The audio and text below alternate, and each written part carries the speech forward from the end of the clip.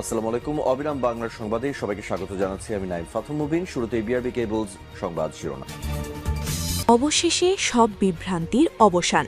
ওসমান হাদির খুনির বর্তমান লোকেশন প্রকাশ্যে, চাঞ্চল্যকর তথ্য। হাদি ইস্যুতে অবশেষে পদত্যাগ করছেন স্বরাষ্ট্র উপদেষ্টা lieutenant general Jahangir Alam Chowdhury. Target কিলিংয়ের অর্থ যোগানদাতা আটক। এবার বিএনপির মাস্টার প্ল্যান ফাঁস। এতক্ষণ শুনছিলেন সংবাদ শিরোনাম, এখন থাকছে বিস্তারিত।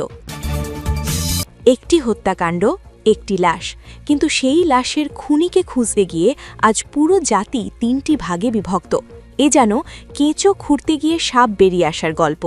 একদিকে রাষ্ট্রের সর্বোচ্চ আইন শৃঙ্খলা রক্ষাকারী বাহিনী পুলিশ বলছে তারা জানেই না খুনি কোথায়। অন্যদিকে প্রবাস থেকে সাংবাদিক জুলকারনাইন সায়েদ জোর দিয়ে বলছেন খুনি বর্ডার পার হয়ে ইন্ডিয়ায়। আবার ঠিক উল্টো মেরুতে দাঁড়িয়ে পিনাকি ভট্টাচার্য দাবি করছেন বর্ডার পার হওয়ার গল্পটা পুরোটাই ভুয়া, খুনি আছে দেশেই। ভাবা যায় একটি মাত্র ঘটনা, অথচ তিনটি সম্পূর্ণ বিপরীত চিত্রনাট্য। তাহলে সত্যকে বলছে পুলিশ কি ব্যর্থতা ঢাকছে, নাকি জুলকারনাইন কি ভেতরের খবর জানেন, নাকি পিনাকি ভট্টাচার্যের দাবি অনুযায়ী ফয়সালকে আড়াল করতেই ইন্ডিয়া পালানোর নাটক সাজানো হয়েছে? আজকের এই বিশেষ রিপোর্টে আমরা আপনাদের সামনে উন্মোচন করব আসল সত্য। আপনি কি প্রস্তুত সত্যের মুখোমুখি হতে? তবে কান পেতে শুনুন। শুরুতেই আসা যাক গত ২১শে ডিসেম্বর সেই জরুরি সংবাদ সম্মেলনের দিকে। স্বরাষ্ট্র মন্ত্রণালয়ে কথা বলেছেন অতিরিক্ত আইজিপি খন্দকার রফিকুল ইসলাম এবং ডিবি প্রধান শফিকুল ইসলাম। পুরো জাতি আশা করেছিল পুলিশ হয়তো বলবে ফয়সালকে আমরা ট্রেস করেছি বা সে অমুক জায়গায় আছে। কিন্তু পুলিশ যা বলল তা হতাশার চেয়েও বেশি রহস্যজনক। অতিরিক্ত আইজিপি স্পষ্ট ভাষায় জানালেন ফয়সালের শেষ অবস্থান নিয়ে তাদের কাছে কোনো সুনির্দিষ্ট তথ্য প্রমাণ নেই। সে যে দেশের বাইরে চলে গেছে এমন কোনো নির্ভরযোগ্য তথ্য তাদের হাতে নেই। এখানে পুলিশ দুটি অত্যন্ত গুরুত্বপূর্ণ শব্দ ব্যবহার করেছে। প্রথমত, সুনির্দিষ্ট তথ্য নেই, অর্থাৎ ইন্টেলিজেন্স বা গোয়েন্দারা জানেন না শুটার আসলে কোথায়। এবং নাম্বার ২ হচ্ছে নির্ভরযোগ্য তথ্য না থাকা, অর্থাৎ মিডিয়া বা সোশ্যাল মিডিয়ায় যা রটেছে সেটাকে পুলিশ এখনও অফিসিয়ালি রিলায়েবল বা বিশ্বাসযোগ্য মনে করছে না। পুলিশ আরও একটি হাইপোথিসিস বা ধারণা দিয়েছে। তারা বলছে প্রাথমিক ধারণা হচ্ছে রাজনৈতিক উদ্দেশ্যে এই হত্যাকাণ্ডে হতে পারে। ব্যক্তিগত কোনো আক্রোশ বা উদ্যোগ এখানে নেই। কিন্তু কোন রাজনৈতিক দল? পুলিশ বলছে আমরা এখনও স্পেসিফিক কোনো দলের সম্পৃক্ততা পাইনি।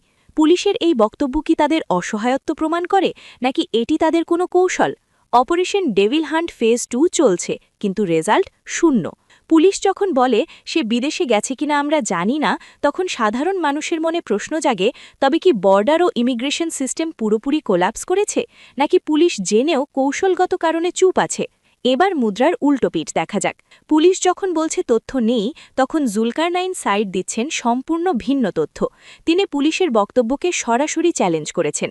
জুলকারনাইনের দাবি পরিষ্কার, ফয়সাল ইন্ডিয়ায় পালিয়ে গেছে। পুলিশ যা বলছে সেটা সত্য নয়।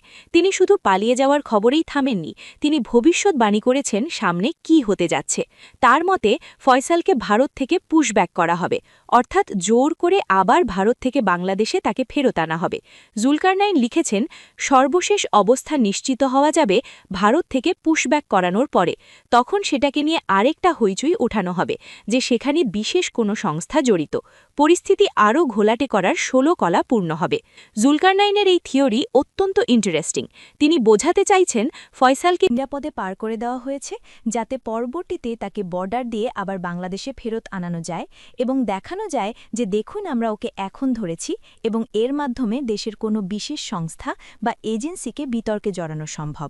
জুলকারনাইনের এই বক্তব্য যদি সত্যি হয় তবে বুঝতে হবে পুলিশ অন্ধকারে ঢিল ছুড়লেও জুলকারনাইনের সোর্স বর্ডারের ওপারেও সক্রিয়। তিনি চাচ্ছেন নাটক বাদ দিয়ে ফয়সালের নেটওয়ার্ককে ধরা হোক। আবার এমনও হতে পারে জুলকারনাইন নিজেই পুলিশকে বিভ্রান্তির মধ্যে ফেলছেন বারবার। এটি হতে পারে জুলকারনাইনের নিজের একটি চাল। গল্পের সবচেয়ে বড় টুইস্ট নিয়ে হাজির হয়েছে পিনাকি ভট্টাচার্য। তিনি জুলকরনাইনের পুরো থিওরিটাকে পুরি মেরে উড়িয়ে দিয়েছেন। পিনাকি ভট্টাচার্য সরাসরি অভিযোগ করেছেন। তিনি বলেছেন শহীদ হাদিকে গুলি করার পর সীমান্তে পালানো সাজানো নাটক তৈরি করা হয়েছে।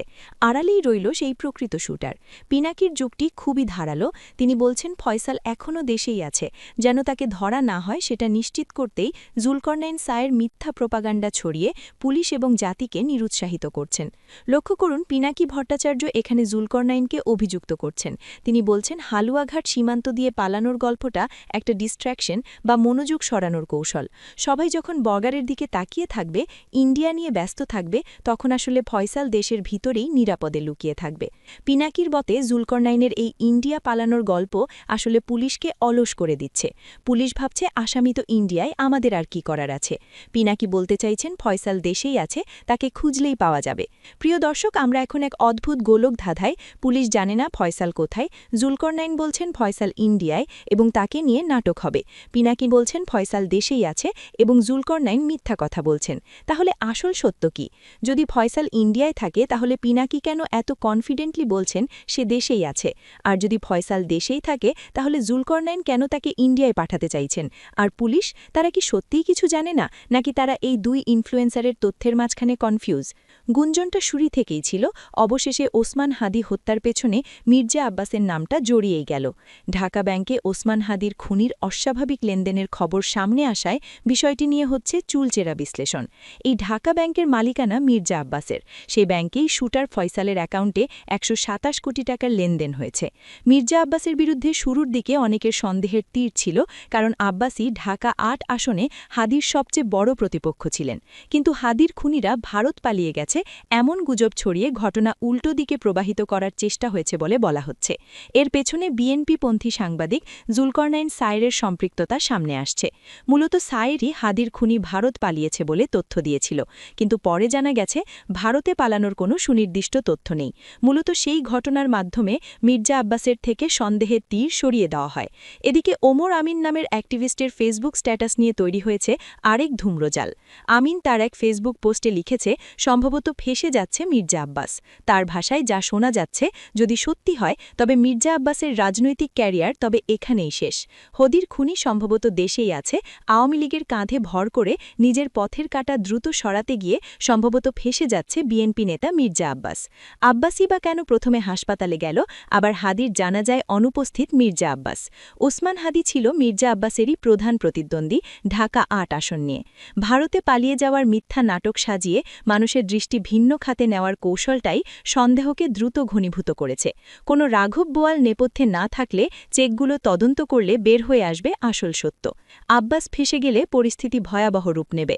অবস্থা দৃষ্টে মনে হচ্ছে আইন শৃঙ্খলা বাহিনীও আছে অদৃশ্য কোনো এক চাপে। শরীফ ওসমান হাদি হত্যা মামলার তদন্তে ঢাকা মহানগর পুলিশ এখনও ঘটনাটির পূর্ণাঙ্গ চিত্র দাঁড় করাতে পারেনি।